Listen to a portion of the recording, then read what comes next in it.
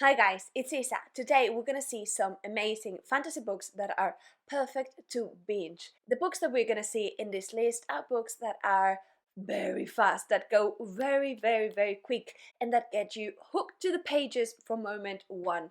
This tends to be a little bit more on the thriller side, also on the plot-driven side of stories, and we will be seeing a blend of standalones and also some stories that are part of a bigger series, but that nonetheless got me super engaged to what I was reading and that I really believe are perfect. starting with Ace of Spades. This is an urban fantasy young adult story and it's just so great. I discovered it last year and it was a 5 stars for me. This book has been pitched as the perfect blend between a Get Out, the movie, and Gossip Girl. And I cannot agree more on that description. It has two points of view of these two characters, and we will be having the different stories throughout the book and we will be kind of discovering what is happening. And the premise of this story is that we have a new year ahead in this school. This is a very elite school and it seems that there are just two black people in the school, these two. And one of them, the girl, it's very popular, the other one not as much, and it seems that when they get to their senior year, it seems that something really wrong starts to happen for the two of them because their secrets starts to be unveiled and everyone stops kind of like believing in them, and something really weird starts to happen with the memories and things like that. This goes really fast. It's this thriller. Then we go to another fantasy standalone, and this case is To Kill a Kingdom. This story, it's perfect for so many reasons. First, it's kind of like a little bit savage but not as much. It's very atmospheric. The banter between the characters, it's amazing, and it's super short. It's kind of a retelling of The Little Mermaid, to be honest. Like, not really, but it has that vibes. In terms of setting, this will be very much kind of like a sea story. We will be kind of like in the sea, in the ships. It has a little bit of piracy, not as much, but you know, like we will have this kind of feeling. In terms of tropes, it will be kind of like a chosen one, but it will be also kind of like this quest, this mission that the main character is supposed to have, and you know, like just enemies to lovers throughout the whole book. It's very plot driven, it goes really fast, and just to give you a teaser on how interesting and hooking this book is, let's see the first phrase. I have a heart for every year I've been alive. Because yes, our main character will be a siren. She is the princess of the sirens, and these sirens are very vicious, savage creatures. And they kind of like reap hearts from the humans, especially the men, and have them just as a source of power.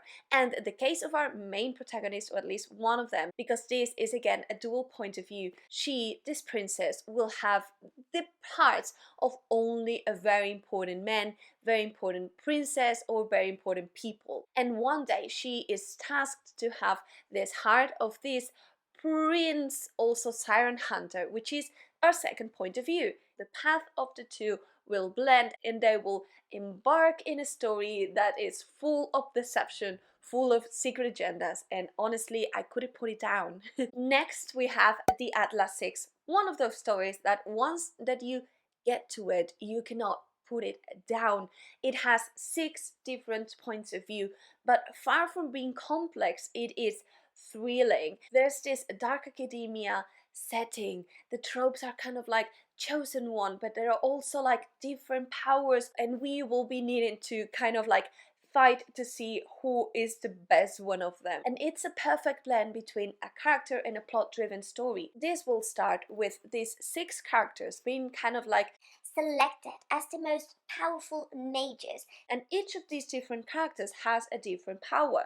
So maybe one can read your thoughts, other might create fire, things like that, and all of them will start kind of like living in this college where they're supposed to be honing their magical abilities. The thing is that this school lives kind of like in an in-between place, that it's perpetually attacked by monsters, and they are now the only ones kind of living in this school, and they are therefore the ones in charge of killing these monsters and protecting this school.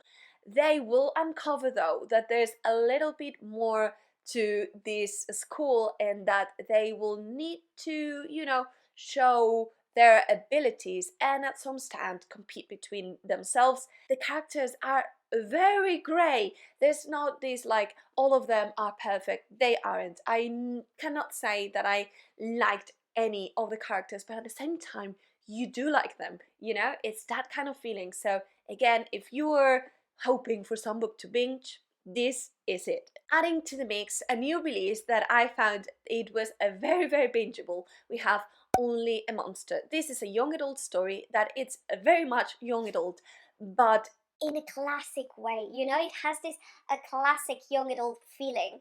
in terms of setting, it's kind of like almost a northern fantasy story, but we will be having this London of nowadays and also London of the 1980s. In terms of tropes, it's not what you think. It is a chosen one, but it's not a paranormal proper story. It has been pitched as kind of like monsters and enemies to lovers, and really kind of like a demon hunter hunting our girl, which is a monster, and it's not really that vibe.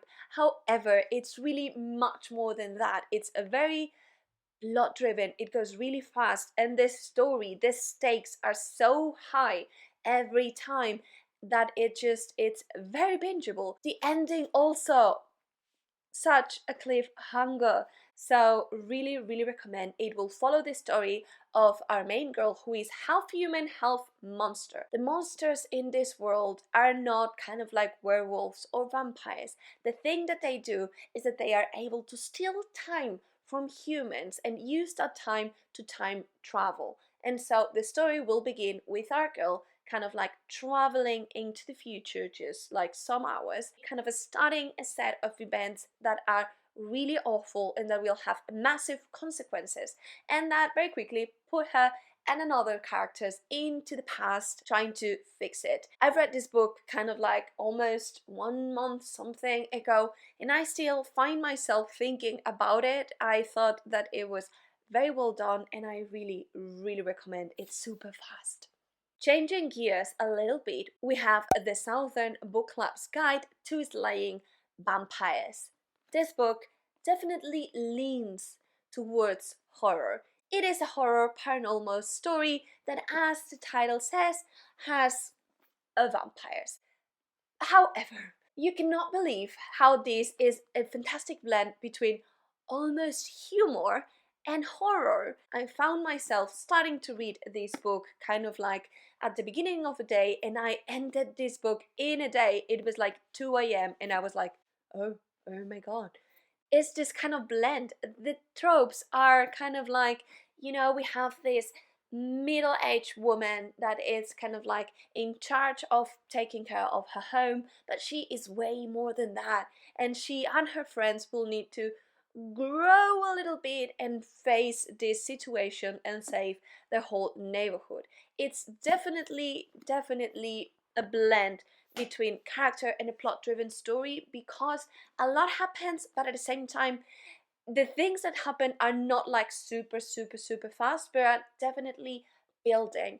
There are scenes that are so bizarre, so savage, that I still have them like marked in my mind. So definitely, if you are in the spectrum of not liking any kind of horror story, stay away from this one. But if you like them but you get scared easily, as I do, I think that it's fair that you read this. There are some scenes that you might skim, because there are some scenes that are just like, I will never forget them. Why did I read them knowing that I get scared?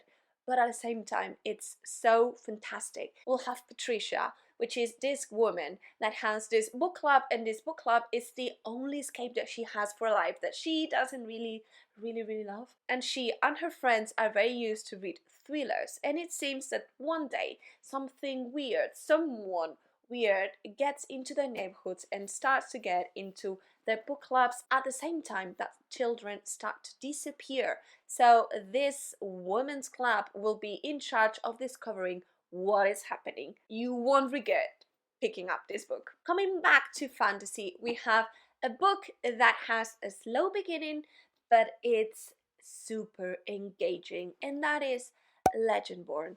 Legendborn, it's one of my favorite reads of last year, really. In terms of setting, it's also our urban fantasy story, and we will be starting with a first year of college. The tropes, it's a little bit more of a blend. We will have also a chosen one of discovering different powers.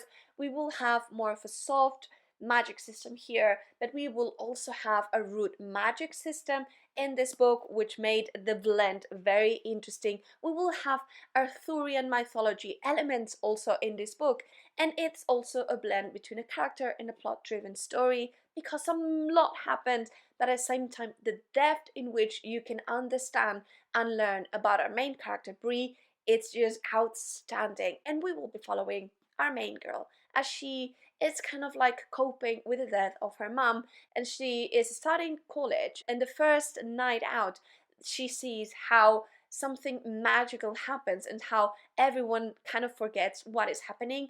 Everyone accepts her, which puts her in a place of discovering and analyzing what's happening, getting very quickly into this society called Legendborn. This is an Arthurian society which has kind of like all of the descendants and the different scions of Arthur, Merlin, and all of that. And so it seems that every now and then there are different tournaments taking place in which you can be accepted into this society. So she will start these tournaments because she believes that the death of her mom is not as natural as it might be, and that the magic might be involved.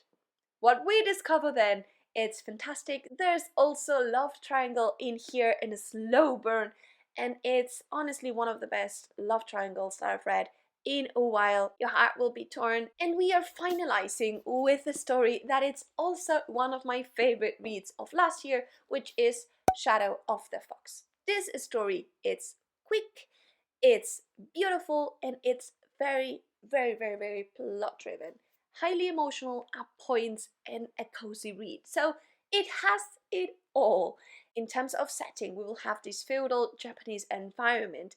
The story is full of folklore, and the tropes are mainly a chosen one, a massive quest, like a proper quest. We will have slow burn, and we will have also a grown-up story. This is a dual point of view story, and we will start with the girl Jumeko.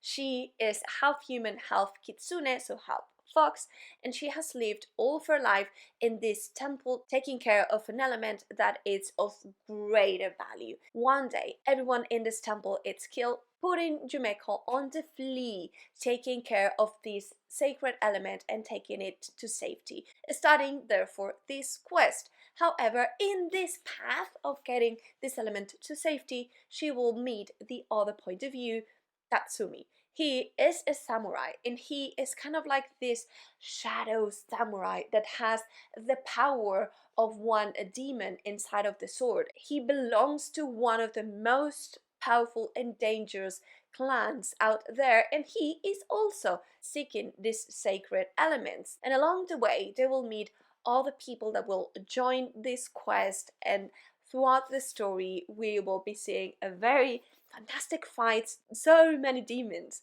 in this story. It almost reads as a video game, and it's fast, it's whimsical, it's beautiful, and it's heartbreaking. That was it for today. I really hope you liked this video. If you did, give it a thumbs up, subscribe if you want to see more videos like this one. I publish bookish content every Tuesday and Friday for you to enjoy, and I really hope to see you soon in another video. Happy reading! Bye!